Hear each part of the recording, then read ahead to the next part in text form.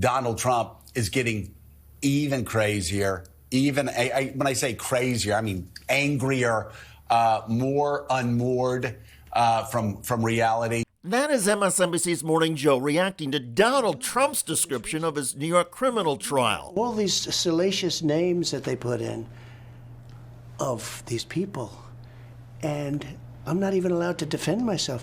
Trump was allowed to defend himself, but he chose not to testify. And now that Trump has been convicted on 34 felony charges, Trump seems to be ignoring his lawyers and advisors. The one thing he has completely stopped doing is asking, hey, what do you think of this? Or what do you think of that? He's completely raging and on his own. And the judge could decide to say, hey, house arrest or even jail. It could. How do you face what that could look I'm okay with it. That could happen. I don't know that the public would stand it, you know. I'm not sure the public would stand for it. With a if you tried house arrest or I think it would be tough for the public to take. You know, at a certain point there's a breaking point. That sounded like a call for MAGA mass protests and perhaps violence like January the 6th. And what about Trump's claims of being okay with jail time? So two things. Number one, no, he does not want to go to jail, and he's not okay with going to jail. There is nothing about his makeup that is. I understand that he feels like he has to say that because he believes in not showing any weakness. But no, he doesn't want to go to jail, and I don't know anybody who actually wants to go to jail. Number one. Number two, in terms of his language about people would be upset, it would be a breaking point. Number one, I think it's true that there would be some kind of a reaction just based on what we have seen, although he has said things like that repeatedly, most notably in the lead up to the January 6th attack on the Capitol in 2021 by a pro-Trump mob. And we've seen less of that since. Remember, when he was indicted in this case in 2023, he openly called on people to protest against this indictment. And the results were pretty mild because the mass number of arrests that have taken place of people who were somehow involved in what took place on January 6th has been a deterrent. In other words, even when Trump calls for his supporters to take violent action, MAGA world largely has not heeded those calls since January the 6th. Trump reporter Maggie Haberman also took on another claim raised by the convicted felon. He keeps insisting, and his people keep insisting, that President Biden is behind the Manhattan District Attorney's case against Trump, and there is absolutely no evidence for that. No evidence Biden was involved, and that is reality. But in the fantasy world that Donald Trump operates in, up is down, black is white, and Trump's previous campaign rallying cries never happened. Hillary Clinton, I didn't say lock her up, but the people would all say lock her up, lock her up. Okay, then we won, and I said pretty openly, I say, all right, come on, just relax, let's go. We got to make our country great. Trump did not say lock her up. Note how the lapdogs from Fox and Friends Weekend just sat there and did not push back or even attempt to correct him. Anyway, here's Donald Trump talking about Hillary Clinton in 2016. Judge for yourself whether it was just the Trump crowd that said, lock her up.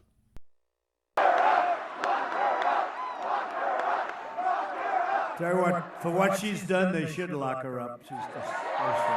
It's disgraceful. Hillary Clinton has to go to jail, okay? She has to go to jail. You should lock them up. Lock up the Bidens. Lock up Hillary. Lock up Hillary. Now, maybe Donald Trump was trying to argue to Fox and Friends that he, Trump, actually did not pursue charges against the Clintons, did not try to have his administration lock up Hillary Clinton. And so on Fox and Friends, Trump misspoke and meant to say, I did not lock her up, or say to my Justice Department to lock her up. Still, if Donald Trump is having difficulties making those distinctions or being clear on something as straightforward as Hillary Clinton, the case for Trump's dementia and mental erosion keeps getting stronger. And the key point from the perspective of the Biden campaign is that the more Donald Trump is out there giving interviews and doing gaffe-filled rallies that clearly suspend reality, the better it is for Democrats. Here again is MSNBC's Joe Scarborough. I started getting texts from people on the Biden campaign that I know. And they were like, thank God, trial's over. This is the moment we've been waiting for. Mm-hmm. Stay up there, Donald. Keep talking, Donald. This is, again, the idea that the Biden campaign or Joe Biden wanted Donald Trump locked down for 6 weeks, not going out, not sounding crazy, not sounding actually a lot crazier than he did even 4 or 5 years ago, completely takes the wrong view of what's going here. The Biden campaign loved what they saw on Friday because they know what people on the inside of the Trump campaign know, and that is that Donald Trump is getting even crazier. And between Trump's apparent craziness and the recent felony convictions, the expectation is that moderate and independent voters who will decide the November election will move further away from Donald Trump. And that trend has already started. Newsweek headline, Donald Trump suffers triple polling blow in 48 hours after guilty verdict. Quote, a Morning Consult poll of 2,200 registered voters found that 45% would vote for Biden while 44% would vote for Trump. The poll conducted on May 31st showed Biden gaining 3 percentage points up from May 28th when the firm conducted their last poll. Meanwhile, an Echelon Insights poll of 477 likely voters also conducted between May 30th and 31st found that 49% would vote for Biden while 47% would vote for Trump. Previously, the pollsters found the pair tied with both at 47% of the vote share. The poll's margin of sampling error is plus or minus 5.6 percentage points. An Ipsos Reuters poll of 2,135 registered voters conducted between May 30th and 31st found that in a two-way race, 41% would vote for Trump's Democratic rival Joe Biden if the election were held today. Trump, on the other hand, would garner 39% of the vote. The margin of error is plus or minus 2.1 percentage points, meaning the pair are statistically tied. However, the poll showed Trump is losing support. In January, Ipsos Reuters found that 43% would have voted Trump, while 38% would have opted for Biden. And to amplify the conviction news, anti-Trump groups like the Lincoln Project are now flooding the airwaves with ads, including this one. Falsifying business records in the first degree. You're a criminal, Donald. That's what the jury said. Not the deep state. Not the Democrats. Not the Biden administration. A jury. Regular people who saw the evidence and felt sick. You're a criminal. And you did it to yourself. Nobody's ever seen anything like this. It's a shame. Your defense was weak because you're weak.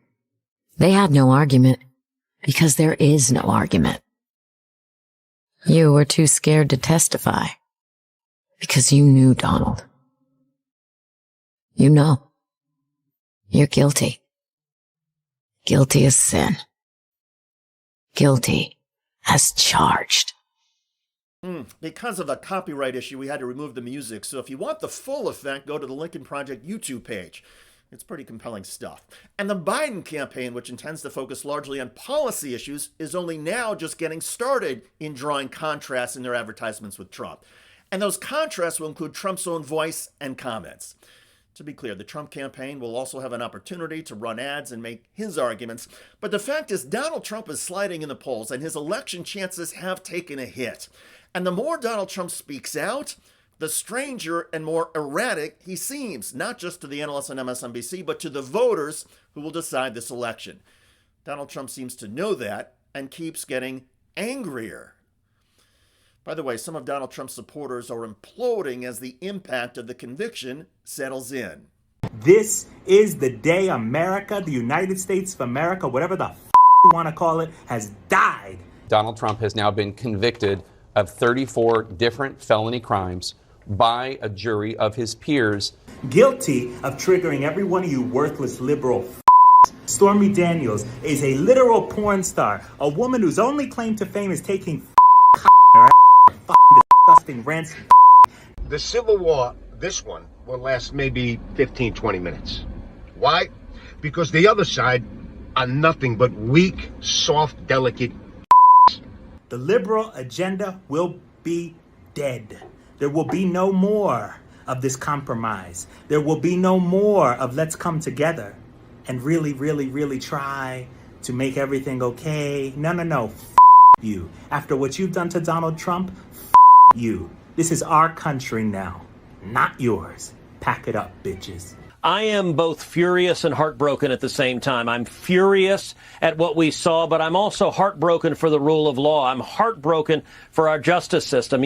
This is the most outrageous travesty I've ever seen. Check out that video at the link below. It generated a lot of comments on YouTube. One of the most popular was from Raymond Clouston, who wrote, I liked a bunch of crybabies crying and calling everyone else whiners. Amazing, isn't it? I look forward to reading your comments about Donald Trump erupting to Fox and Friends and getting mocked by journalists elsewhere who are playing back videotape of Donald Trump. I'm David Shuster. Thanks for joining us.